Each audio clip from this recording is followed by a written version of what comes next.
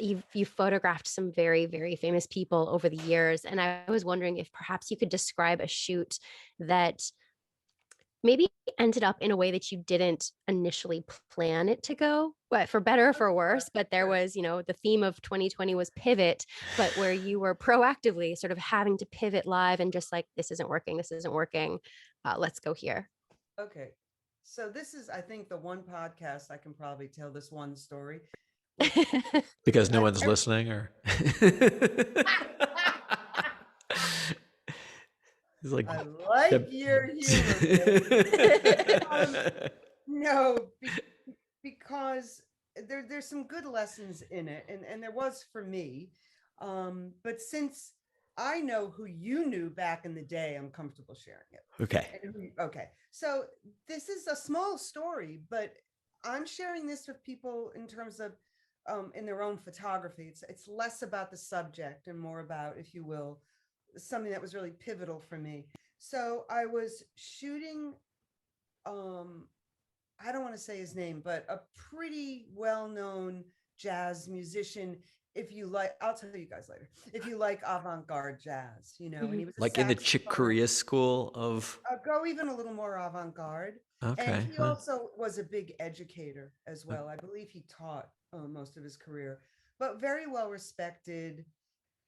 So this is in the very beginning of me shooting, real jazz musicians, if you will.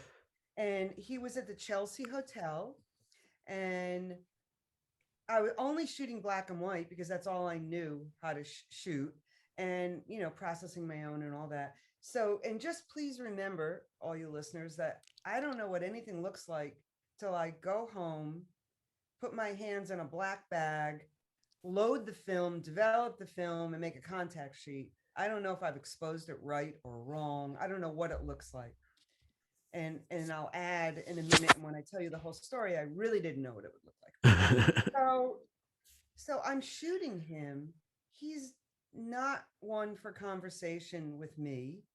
I'm really shy in the beginning of my career. And I'm taking the pictures, and I know that I don't have anything. I absolutely know, nothing's moved me, nothing's happening. And I'm going to do what I always do is I'm going to just end the shoot because I'm feeling his discomfort. Forget discomfort, his boredom with me. He is so over it. It Wow. doesn't mean anything to him. I'm not an entertaining person. I don't have the 3 jokes that I developed over the years. I'm not cool. I want to know I what the am not jokes cool. are.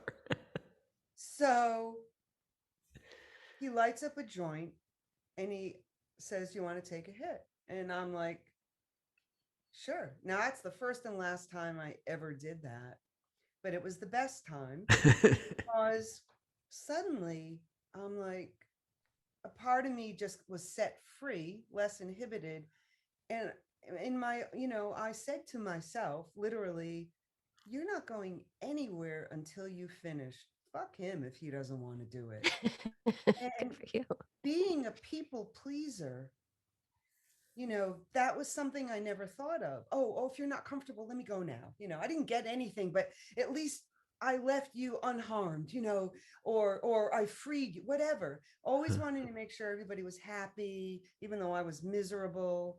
And I kept shooting.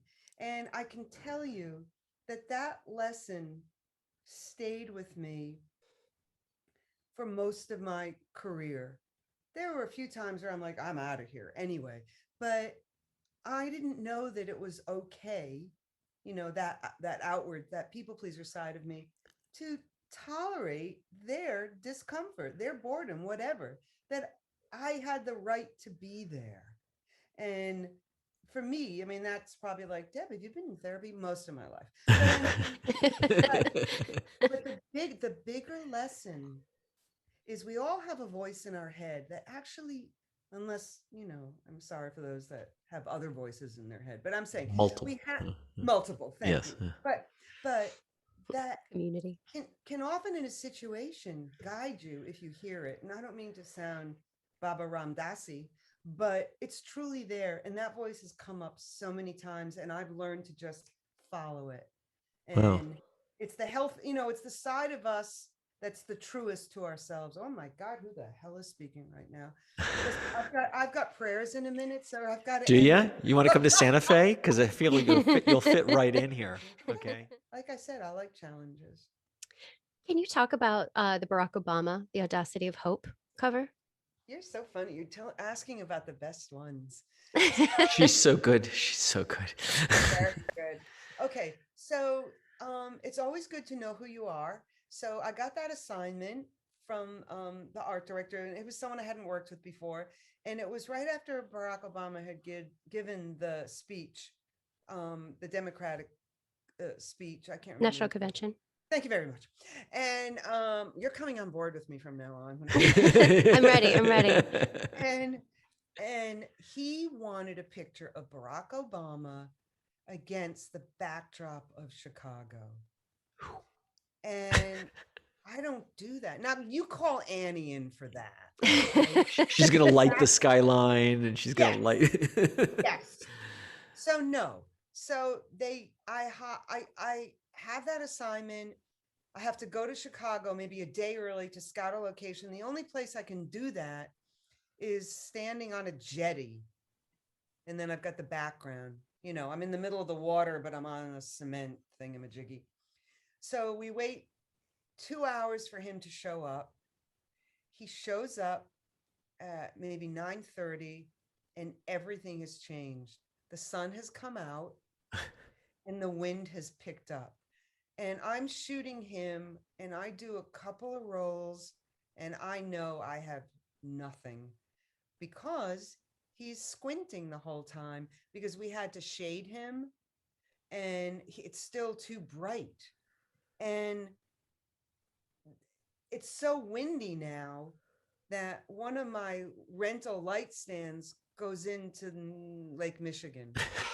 And I say, we're done. But what I had learned in my Debbie's book of lessons is always have a plan B on a shoot like this. And in fact, any kind of situation like this, I always have a backup. When I'm asked to do something that I'm not that good at, I set up what I know I'm good at. And what I'm good at is, a portrait of someone. So I picked a hotel that was right next to the jetty. I asked if he would come to my hotel room with me. First time I'd ever done that. With Obama. Nice. And to a former president. And he's on his own, but you got to remember, he's kind of over this already. You know what I mean? He stood there, he did it, it was uncomfortable. And, we walk over to my hotel room, and we go upstairs, and I have a complete studio set up. But the room is so small that I'm sitting at the foot of my bed, and he's probably 3 feet in front of me. And I have a little tiny short seamless set up, and that's it. And that's the cover. Wow.